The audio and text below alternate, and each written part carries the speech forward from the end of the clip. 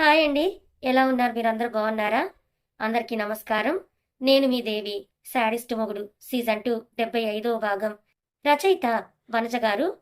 Tablets వల్ల నిండుకున్న ఆమె పాలిండ్లు అతని అరచేయి కంటే ఎక్కువ బరువుని తెలుస్తూ ఉంటే అక్కడ చోటు చేసుకొని ఆమెకు అంతులేని తన్మయత్వాన్ని ప్రసాదించాడు అభి. ఇంకా తుల్లిపడుతున్న జానకికి అనుగుణంగా తన యథ సంపద ఎగసిపడుతూ ఉంటే అది చూస్తున్న అభికి మతిపోతోంది. పంటితో ఒక్కో హుక్కుని చివరి నుండి తీసేసరికి స్వేచ్ఛ పొందిన జంట గువ్వల్లా పక్కకి పడిపోయే లోపే అభి తన చేతుల్ని ఆసరాగా ఇస్తే కళ్ళు మూసుకొని జానకి అరికాలి నుండి తల వరకు నరాలని జివ్వుమన్నాయి. మెల్లిగా జాకెట్ను ఆమె నుండి వేరు చేసి తను కూడా షర్ట్ తీసేశాడు అభి. అభి తన గుండెలకు హత్తుకున్న జానకి అతను వెళ్ళడానికి ఒప్పుకోవడంతో కాసేపు అలాగే ఉండి మెల్లిగా కిందకి జారాడు. అప్పుడు కానీ అర్థం కాలేదు అభికి అక్కడ ఇంకో అద్భుతం ఉందని. అందుకే ఆమె నాభిని నాలుకతో కొలుస్తూ అక్కడి వెచ్చటి ముద్దులు అదుతూ ఉండేసరికి జానకి ఇంకా చెప్పడానికి మాటల్లేవు. ఎప్పుడెప్పుడు అభిలో కరిగిపోదామా అని ఆమె హార్మోన్స్ను ప్రేరేపించేసరికి ఇష్టంగా అభి కలలోకి చూసింది జానకి. ఇంకా సిద్ధం అన్నట్టు అభి తన ప్యాంట్ తీసేసి జానకి ముడి వెతికి పట్టుకొని ఇద్దరు వివస్తులయ్యారు. మొదటిసారి అతడు తాగిన మత్తులో ఆమెకి దగ్గరైతే అన్నట్టు అభి తీసేస్తే జానకి ముడి వెతికి పట్టుకుని ఇద్దరు వివస్త్రులయ్యారు. మొదటిసారి అతడు తాగిన మత్తులో ఆమెకి దగ్గరైతే రెండవసారి కూడా అతని విధిలో అదే ఉంది మరి. కానీ ఈసారి పూర్తి తెలివితో మలుచుకుంటున్నాడు అభి. కాళ్ళ దగ్గర ఉన్న అతను జానకి సమ్మతం కోసం చూస్తుంటే ఆమె సిగ్గే అతనికి సమాధానంగా దొరకడంతో ఇంకా ఆలస్యం చేయకుండా ఆమెలోకి వచ్చాడు అభి. చెప్పలేని నొప్పి బాధ కలగడంతో జానకి కళ్ళలో నుండి నీళ్లు కారిపోతూ ఉంటే ఆమెకి ఏ ఇబ్బంది కలిగిందని ఆపేస్తూ పైకి లేవబోయిన అభిని చూసి జానకి తను బాగున్నట్టు చిన్నగా నవ్వడంతో మరి కన్నీళ్ళన్నట్టు ప్రశ్న ఉంది అతని చూపుల్లో. కొంచెం నొప్పి అంతే, ఇంకా ఇవి మీకు దగ్గరైనందుకు ఆనంద బాష్పాలు రామ్ అంటూ జానకి అంటే ఇంకాపలేరన్నట్టుగా తన నడుముని కదిలించాడు అభి. ఈసారి జానకి చేసే మత్తైన మూలుగులు అభిని ఇంకా ఉత్సాహపరచడంతో వేగంగా కదులుతూ తను సుఖాన్ని పొందుతూ ఆమెకి ఇచ్చాడు. రెండవ నైట్ సూపర్ సక్సెస్ గా ఎన్నెన్నోసార్లు ఇద్దరి కలయిక జరుగుతూ ఉంటే జానకి ఒంటి మీద ఎక్కువ ఘాట్లు పడకుండా జాగ్రత్త పడుతూ తెల్లారేసరికి రతిక్రియలో అతను రాజైతే ఆమె రానయ్యింది. చివరిగా అభి జానకి కడుపు మీద ఉన్న స్ట్రెచ్ మార్క్స్ కి ముద్దులు అద్ది జానకి నుదుటి మీద ఇంకో ముద్దు పెట్టి చివరిగా ఒక లిప్ లాక్ తో ఆ రోజును సారీ స్టార్ట్ చేశాడు అభి బాబు. బాగా నీరసంగా ఉన్న జానకి కిందకు వాలిపోతుంటే సరిగ్గా పట్టుకొని ఇద్దరికి కలిపి దుప్పటి కప్పి ఆమెని తనలో దాచుకొని ఎక్కువ ఇబ్బంది ఏమీ లేదు కదా నీకు అని అడిగాడు అభి. నాకేవేవో తెలుస్తున్నాయని జానకి అంటే ఏంటవి అన్నాడు అభి. నువ్వు తాగి వచ్చి నా మీద పడ్డట్టు నేను వద్దని ముత్తుకుంటున్నానంట. ఏదేదో నిజంగా జరిగినట్టు వాస్తవంగా నా కళ్ళ ముందు కనిపిస్తోందని జానకి అంటే అవన్నీ ఇప్పుడు నువ్వు తెలుసుకోవాల్సిన అవసరం ఏమీ లేదు. కేసులో అలసట తెలుస్తోంది, కాసేపు పడుకో అంటూ ఆమె నగ్న వీపు మీద అభి జోగొడుతూ ఉంటే టైం అయిపోయింది రామ్, నేను ఫ్రెష్ అయ్యి కిందకి వెళ్తానంటూ జానకి అంటే అవసరం లేదు, ఈ రోజుకి రెస్ట్ తీసుకో ఇంకాసేపు, ఎవరు ఏమీ అనుకోర్లే అన్నీ చెప్పి జోకొడుతూనే జానకి నిద్రపొచ్చి తను కళ్ళు మూశాడు అభి. ఈశ్వరి కొడుకుల బర్త్డే అని గుర్తుండడంతో ఈసారి ఎలాంటి కష్టాలు లేవు కదా, అందరం సంతోషంగా ఉన్నాం, పైగా వాళ్ళ నాన్న కూడా ఉన్నాడు అన్నట్టు పొద్దున్నే స్నానం చేసి జితేంద్రని కూడా రెడీ చేశాక పూజ రూంలో కౌసల్య దీపం వెలిగిస్తూ ఉంటే తను కొడుకుల కోసం మొక్కుకొని పాయసం చేయడానికి కిచెన్లోకి వెళ్ళింది ఈశ్వరి. టైం 10 అవుతూ ఉండగా అభి నైట్ ఆర్డర్ చేసిన కేక్ ఇంకా ఇద్దరు ట్విన్ సూట్స్ కూడా రావడంతో అవి ఎవరి రూమ్స్లోకి వాళ్ళకి వెళ్తే వాటిలోనే రెడీ అయి వచ్చారు ఇద్దరు, అజిత్ ఇంకా అయాన్లు.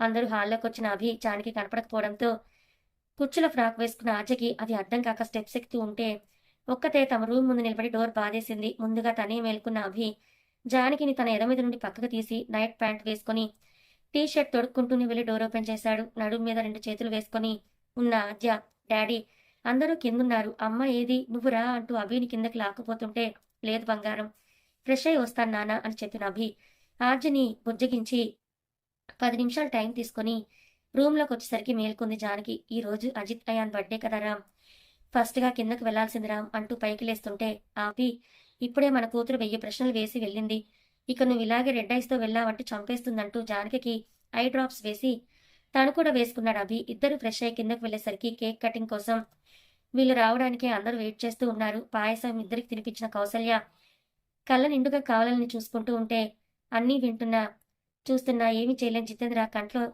రెస్పాన్స్గా మొదటి చుక్క కన్నీరు జారితే అదెవరూ గమనించలేదు. పైనుండి రైలింగ్ పట్టుకొని చూస్తున్న జ్వాల ఈ రోజు వీళ్ళ బర్త్డేనా అనుకుందంతే. అందరూ హాల్లోకొచ్చాక ఇద్దరు చెరొకరికి ఆదిత్యని ఎత్తుకొని కేక్ కట్ చేయించి మొదటి పీస్ ఈశ్వరికి పెడితే నా ఆయుష్ కూడా పోసుకొని నిండు నూరేళ్లు ఇలాగే కలిసిమెలిసి సంతోషంగా ఉండండిరా అని ఆమె దీవిస్తూ నెక్స్ట్ జితేంద్ర కాళ్ళ మీద పడ్డారు వాళ్ళిద్దరూ. ఆయన మనసులోనే దీవిస్తే ఇంకా అందరికీ కూడా కేక్ తినిపించి విషెస్ అందుకున్నాక అభి పిల్లలతోనే ఇద్దరికీ కూడా తమ నేమ్స్తో ఉన్న బ్రాస్లెట్స్ని ప్రజెంట్ చేస్తే వద్దు అనకుండా తీసుకున్నారు అభి అభిమానంకి. తర్వాత అజిత్ని నోరు తెరిచి జానకి వంటలు వచ్చినప్పటి నుంచి తన బర్త్డేకి గులాబ్ జామున్ చేయడం గుర్తు వచ్చి అదే విషయాన్ని జానకిని అడిగితే తప్పకుండా చేస్తానంటూ కిచెన్లోకి వెళ్ళింది.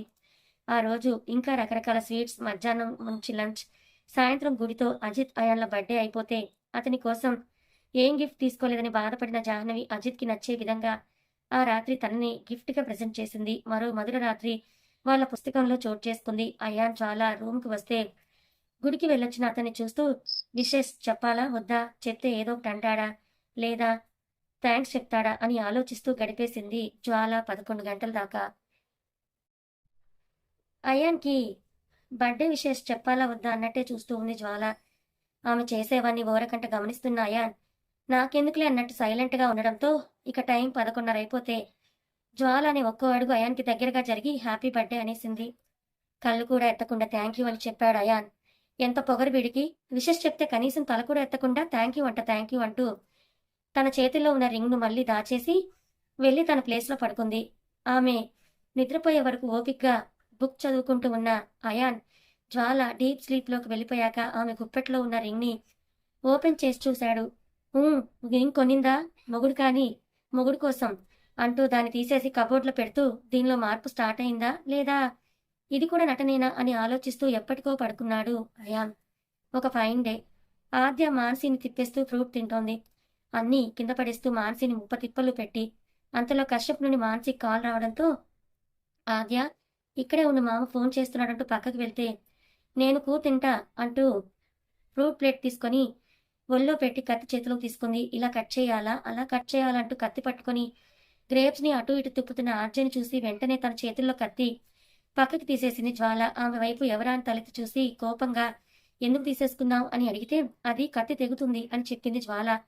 ఏం తెగదు, నాకు ఫ్రూట్స్ కట్ చేయడం తెలుసు, నేను నేర్చుకున్నానంటూ జ్వాలతో కొట్లాటకు దిగింది బుడ్డది. బాబోయ్ ఏంటి పిల్ల ఇంతలా అరుస్తోంది, చిన్నపిల్లలందరూ ఇలాగే ఉంటారా అని అనుకుంటూ అలా కాదమ్మా కోసుకుంటుందని తీసుకున్నాను అంతే అని చెప్పిన జ్వాలకి అది కోసుకున్నా చిన్న దెబ్బే అవుతుంది కానీ నీ వల్ల నా చెల్లికి పెద్ద అబ్బా అయింది అంటూ ఆదిత్య గొంతు వినిపించేసరికి షాక్ అయి చూస్తుంది జ్వాల. నా వల్లేంటి, నేనేం చేశానంటూ జ్వాల తిరిగి అడిగితే నేను అందరూ మాట్లాడుకుంది విన్నాను, చూస్తున్నాను, నీ వల్లే నా చెల్లికిలా అయ్యింది, అందుకే హాస్పిటల్లో ఉన్నది, వెళ్ళు తన దగ్గర నుంచి అంటూ ఆదిత్య అంటే ఆదిత్య వెనక్కి వెళ్తూ జ్వాలని పెద్ద పెద్ద కళ్ళు వేసుకొని చూస్తున్న ఆద్య నాకు మళ్ళీ ఆయి చేస్తావా, ఈసారి నేను హాస్పిటల్ పోను, సానా నొప్పి, బాబాయ్ ఇంజెక్షన్ వేశాడని చెప్పడంతో జ్వాల మనసు విరిగిపోయినట్టు అనిపించింది. అభి జానకి అజిత్ అయాన్ల మీద పగ తీర్చుకోవాలనుకుంది కానీ తాను ఎప్పుడూ చిన్నపిల్లల జోలికి వెళ్లే సాహసం చేయలేదు. కానీ ఇప్పుడు పిల్లలు తనని చూసి భయపడుతూ ఉండేసరికి లేదు నాన్న నేను మిమ్మల్ని ఏం చెయ్యను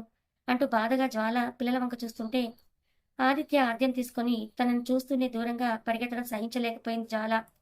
ఆ కత్తి తన చేతికే గుచ్చుకుందామన్న కోరికని బలవంతంగా ఆపుకుంటూ కోపంగా ఇంట్లో నుండి బయటికి వెళ్ళిపోయింది. ఎందుకు అంటే ఏమో తర్వాత చూద్దాం. కోర్టులో తీర్పు అయిపోయినప్పటి నుంచి మార్తాండ దగ్గర నుండి అసలు ఉలుకు పలుకు లేదు, సైలెంట్ అయిపోయాడు. ఇప్పుడు అభిని దెబ్బతీసే ఇంకో మార్గమే లేదా అనుకుంటూ టైం కోసం వేచి చూస్తున్నాడు. జ్వాలకి కాల్ చేసిన ఆమె ఏమీ చెప్పలేదు. కొన్నిసార్లు అసలు కాల్ని లిఫ్ట్ చేయకపోవడంతో మనవరాలు కూడా తననే తప్పు పెట్టి ఒంటరి వాడిని చేసిందేమో అని చిన్న బాధ. కాదు ఇంకా పెరిగిన పంతం. ఆ రోజు ఏం పెద్ద వర్క్ లేకపోవడంతో 9కి అయోధ్యలో ఎంటర్ అయిపోయాడు అజిత్. అందరితో కలిసి డిన్నర్ చేసి కాసేపు ఆదిత్యలతో టైం స్పెండ్ చేసి తన రూమ్కి వచ్చేసరికి జ్వాల కనిపించలేదు అయాన్కి. ఒక నిమిషం ఎక్కడికి వెళ్ళిందో అని ఆలోచించిన అయాన్ సెకండ్ మినిట్నే అది ఎవరినైనా చంపేస్తుంది కానీ దాన్ని ఎవరు ఏం చేస్తారులే అని లైట్గా తీసుకుంటూ హ్యాపీగా బుక్ చదువుకొని స్లీప్ వేసే టైంలో కాల్ వచ్చింది అతనికి. హలో ఎవరు అని అయాన్ అంటే సార్ నేను మీ హాస్పిటల్ వర్క్ చేసే నర్స్ని, మొన్న మీరు ఒక ఆవిడని తీసుకొచ్చారు కదా, తనని ఇక్కడ ఎవరో హెరాస్ చేస్తున్నారు సార్, ఆవిడ డిఫెన్స్ చేసే పొజిషన్లో కూడా లేరు, నేను వెళ్దామంటే భయం వేసి మీకు కాల్ చేస్తున్నాను చెప్పడంతో ఏమైందంటూ ఫాస్ట్గా రెడీ అయ్యి నర్సు షేర్ చేసిన లొకేషన్కి వెళ్ళేసరికి జ్వాలని అక్కడక్కడ టచ్ చేస్తూ నలుగురు అబ్బాయిల వరకు ఉన్నారు. అయాన్ వచ్చాక నర్స్ జ్వాలని వాళ్ళు చూపించి వెళ్ళిపోయింది. చూస్తుంటే జ్వాల తాగినట్టు, ఆ మైకంలో ఎవరో తెలియనట్టుంది. వాళ్ళు ఇదే ఆసరా అంటూ కార్ వైపు ఆమెను తీసుకువెళ్లాలని చూస్తూ ఫెయిల్ అయిపోతున్నారు. అక్కడక్కడ టచ్ చేస్తూ ఉండడంతో బీపీ లేచిన అయాన్ దగ్గరికి వెళ్ళి ఒక్కొక్కరి తుక్కు కింద కొట్టేశాడు. వాళ్ళు ఏదో టీనేజ్ పిల్లలు, పైగా డ్రగ్స్ ఇంకా ఆల్కహాల్ తీసుకుని ఉండడంతో అయాన్ చేతుల్లో వాళ్ళు దెబ్బలు తిని పారిపోతే అయాన్ బలవంతంగా జ్వాలని తమ కారులో ఎక్కించి స్టార్ట్ చేయబోతే ఏ ఆపు అంటూ కార్కి పెట్టిన కీస్ లాగేసిన జ్వాల. ఆమె పెరిగింది అబ్రాడ్లో, సో కొంచెం ఏజ్ వచ్చాక లిమిట్లో తాగడం కూడా అక్కడ ఒక హాబీ. కానీ ఈరోజు పిల్లలు హర్ట్ చేసినందుకు వెళ్ళి పీకల దాకా తాగింది. మరి బాధతోనా? ఏయ్, నోరు మూసుకొని కీస్ ఇటివ్వు అంటూ అయాన్ అరిస్తే, అబ్బా నువ్వు అరిస్తే నేను భయపడాలా, అంత సీన్ లేదంటూ కీస్ని బయటికి పడేయబోతుంటే ఆపేసిన అయాన్, ఒళ్ళంతా చాలా దురదగా ఉన్నట్టుంది, ఇంటికి వెళ్ళాక తీర్చేస్తానంటూ కార్ని స్టార్ట్ చేస్తూ ఉంటే అతని చేతిని పట్టుకొని ఒత్తేసి తన తొడ మీద వేసుకున్న జ్వాల, నేను నీ కంటికి పిల్లల్ని కూడా చంపేసేదానిలాగా ఉన్నానా? మరెందుకు పిల్లల్ని నా వల్లే వాళ్ళకేదో అయిందని చెప్పావు అంటూ జ్వాల అతని మీద అరుస్తూ ఉంటే ఏదో పిల్లలకి తనకి మధ్యలో జరిగిందని అర్థం చేసుకున్న అయాన్, నిజమే కదా అన్నారు. వాళ్ళు నీ వల్లే కదా. ఒక గొప్పింటి పిల్లల్లా పెరగాల్సిన వాళ్ళు అనాథాశ్రమంలో ఒకరు అడుక్కుంటూ ఒకరు పెరిగారు అని అయాన్ అంటే దానికి జ్వాల దగ్గర సమాధానమే లేదు. చెప్పు, సైలెంట్ అయ్యావు, నేనేం చేశానని అడిగావు కదా, ఇదే కదా నువ్వు చేసింది అంటూ అయాన్ గట్టిగా అరుస్తుంటే నిషా ఎక్కువైన జ్వాల అయాన్ మీద కొరిగి అతని పెదవులు అందుకుంది. మెత్తగా ఉన్న డాక్టర్ బాబు పెదాలని మడత కాజాలాగా నమిలేస్తూ కొరుకుతూ అతడి మీదకి పూర్తిగా వాలిపోయి కిస్ చేస్తూ ఉంది. అనుకోని ఆ పరిణామానికి షాకే చూస్తున్నాడు అయాన్. కనీసం జ్వాలని పక్కకు తీయాలన్న థాట్ కూడా రాకుండా జ్వాలని అయాన్ చేయి తన నడుము మీద వేసుకొని ఇంకా వైల్డ్గా కిస్ చేయడం స్టార్ట్ చేసింది.